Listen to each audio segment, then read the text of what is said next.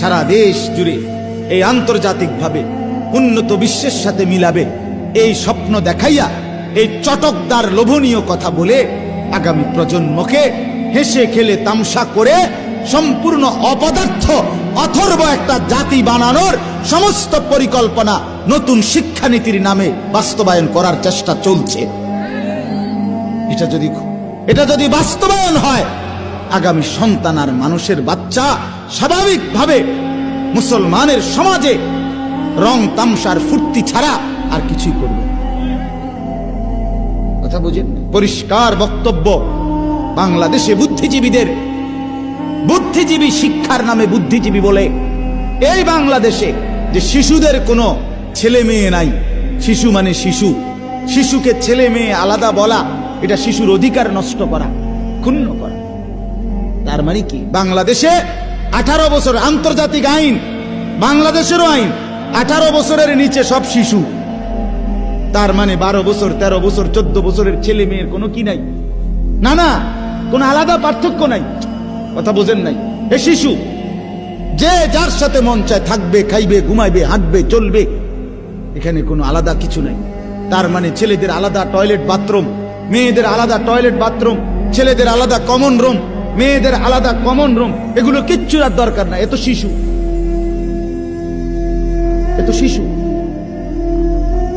এর আলাদা কিছু লাগবে না। কোন 14 বছর 15 বছরের ছেলে, পূর্ণাঙ্গ ছেলে, সুস্থ ছেলে যদি বলে আমি মেয়ে, তাহলে তাকে মেয়ের অধিকার দিতে হবে। এটা ট্রান্সজেন্ডার। কোন 15 বছর 18 বছরের মেয়ে যদি বলে আমার দেহের অঙ্গ সব মেয়ের, কিন্তু আমাকে ছেলের অধিকার দেয়, আমার মনে হয়, আমার মন বলতেছে আমি ছেলে, কাজে তাকে ছেলের অধিকার দিতে হবে। এটা হলো বর্তমান পৃথিবীর, আমার দেশে বাস্তবায়ন করার জন্য নীল নকশা। জানেন আপনারা, এটা রাজনীতি না, এটা রাজনীতি না, এটা আওয়ামী লীগের আমরা কারো বিরোধিতা না। আমার বাস্তবতা এটা। তোমার রাজনীতি তুমি করো, তোমার মার্কা তুমি করো, কিন্তু আমি বুঝি আগামী প্রজন্ম কি অবস্থা। আপনারা এখনই দেখেন, এক ওয়াক্ত নামাজ পড়তে মন চায় না। মুসলমানের ছেলে, মুসলমানের মেয়ে কোনোদিন পর্দা করে না। এত ভুলে আল্লাহকে ভুলছে। যদি আরো লাগাম ছাড়া ছেড়ে দেওয়া হয়, কোথায় গিয়ে পৌঁছবে সমাজ? কোথায় গিয়ে পৌঁছবে? এখনই যেই সন্তান এক ওয়াক্ত নামাজ পড়তে মন চায় না, এরপরে কই গিয়ে দাঁড়াবে? আর কি দেখার বাকি? আর কি দেখার বাকি বলেন? আপনি চাচা বলেন, এখানে আপনি শুধু তাকাইয়া দেখেন, আপনি এখানে যদি 50টা ছেলে হয়, কমপক্ষে 40 জন এশার নামাজ আমি দাঁড় করে। বেনামাজির তো চেহারা দেখলেই চিনা যায়।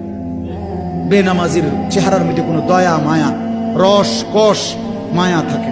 খাদ্যের লোভী, দুনিয়ার লোভী, নারীর লোভী, জিনা ব্যভিচারের দৃশ্য দেখার লোভী। আর কি? খিচুড়ি খাইবে 1 প্লেট, কি হবে এরপরে? খাও না, অসুবিধা নেই, কি হবে এরপরে? কি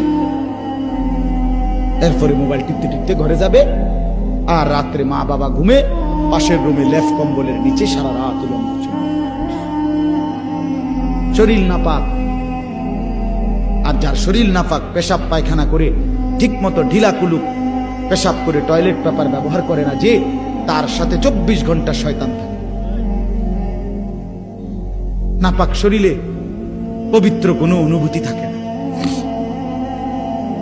আমার ছোট্ট অভিজ্ঞতা, আমি বুঝার জন্য বলি, আমার নিজের জীবনে যখনই নাপাক শরীর, মানে গোসল করতে এখনো বাকি, এই টাইমে কোনো নেক চিন্তা আমার জেহেনে আসে না। যখনই গোসল করে পবিত্র হই, তো আলহামদুলিল্লাহ নেক চিন্তা জানি। এটা পরীক্ষিত। কেন ছেলে একটা ওয়াক্ত নামাজ পড়তে মন চাইবে না? মুসলমানের দেশ, চারিদিকে মসজিদ, কি মিয়া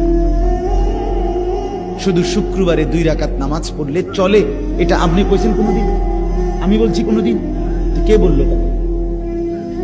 কি রে বেটা, তুই মুসলমানের ঘরে জন্ম নেয় নাই? তোর মা তোরে দুধ খাওয়াই নাই? তোর বাপ তোরে বড় করে নাই? বেটা, তুই বেঈমানের ঘরে জন্ম নিছ।